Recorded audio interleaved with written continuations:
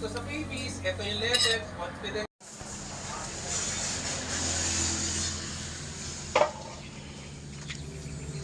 Puso. Magpatupad na rin ang maximum suggested retail price o MSRP. Siyempre gusto natin lahat, di daan sa usapan na matino.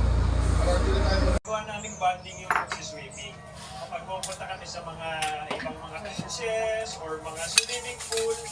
Binignit na yung binignit. Ano ba, parang hindi ko talaga Ano, binignit?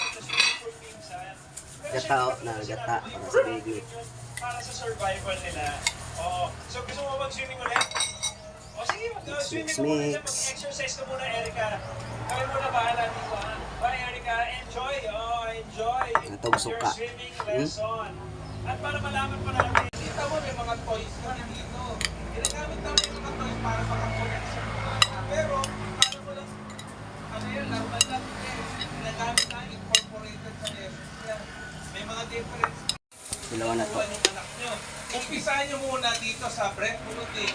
Matuto silang lumubog muna, mag-get ng air, tapos yan, pumunta sa ilalim in a comfortable way.